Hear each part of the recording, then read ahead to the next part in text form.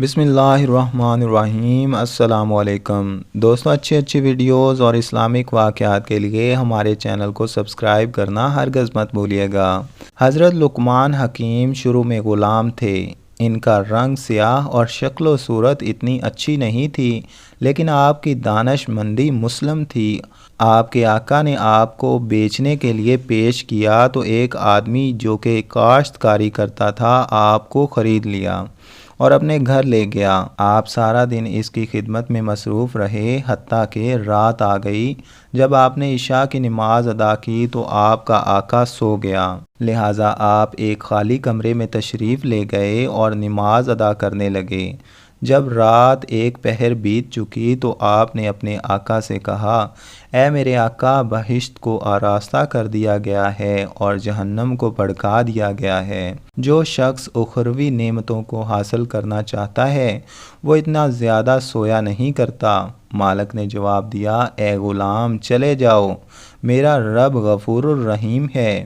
یہ کہہ کر وہ پھر سو گیا اور حکیم لقمان اپنی جگہ واپس آ گئے اور پھر نماز میں مشغول ہو گئے۔ جب رات کا دوسرا پہر بھی گزر گیا تو آپ پھر اپنے آقا کے پاس آ گئے اور اس کو ہلا کر کہنے لگے، میرے آقا، جو وقت گزر گیا ہے وہ تو گزر گیا، اب بھی اٹھ جائیں اور باقی وقت میں رب کی رحمت طلب کر لیں اور توشہ آخرت تیار کر لیں، کیونکہ تھوڑی ہی دیر بعد آپ کو آخرت کے سفر پر روانہ ہونا ہے۔ آپ کے مالک نے پھر جواب دیا کہ اے غلام، چلے جاؤ، مجھے سونے دو، میرا رب بڑا غفور ہے اور نہایت مہربان ہے۔ حضرت لقمان پھر اپنی جگہ واپس آ گئے اور نماز ادا کرنے لگے۔ جب رات کا تیسرا پہر بیت گیا اور صبح ہونے کے قریب ہو گئی تو آپ پھر اپنے مالک کے پاس گئے اور کہا، میرے آقا، اب تو پرندے ذکر میں مشغول ہو چکے ہیں اور بیابانوں میں جنگلی درندے بھی اپنے ٹھکانوں کو چھوڑ کر اللہ تعالیٰ کی حمد و ثنا میں مصروف ہیں۔ اگر آپ بھی رب کی بارگاہ میں کچھ مانگنا چاہتے ہیں تو اس کے لیے یہ بہتر وقت ہے۔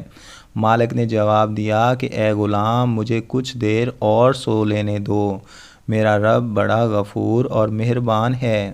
حضرت لقمان پھر واپس چلے گئے اور صبح کی نماز ادا کرنے لگے۔ نماز کے بعد اپنے اور کاموں میں مصروف ہو گئے۔ اتنے میں آپ کا آقا بھی بیدار ہو گیا۔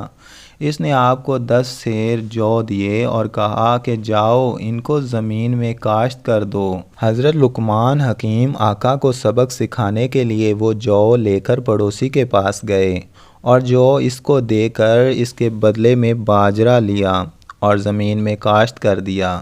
کچھ عرصے بعد وہ باجرہ اگ آیا تو حضرت لقمان اور ان کے مالک زمین میں چکر لگانے گئے۔ جب مالک نے زمین میں باجرہ اگا دیکھا تو کہنے لگے، اے لقمان، میں نے تجھے کہا تھا کہ زمین میں جو بونا ہے، لیکن تو نے باجرہ کیسے بو دیا؟ آپ نے کہا، میرے آقا، میرا رب بڑا غفور الرحیم ہے۔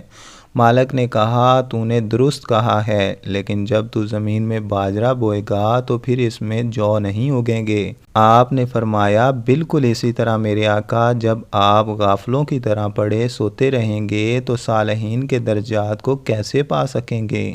سبحان اللہ۔ دوستو، اچھی ویڈیوز اور اسلامک واقعات کے لیے ہمارے چینل کو ضرور سبسکرائب کر لیں، اور اگر آپ کو ہماری یہ ویڈیو اچھی لگی ہے تو اس کو لائک کرنا ہرگز مت بھولیے گا۔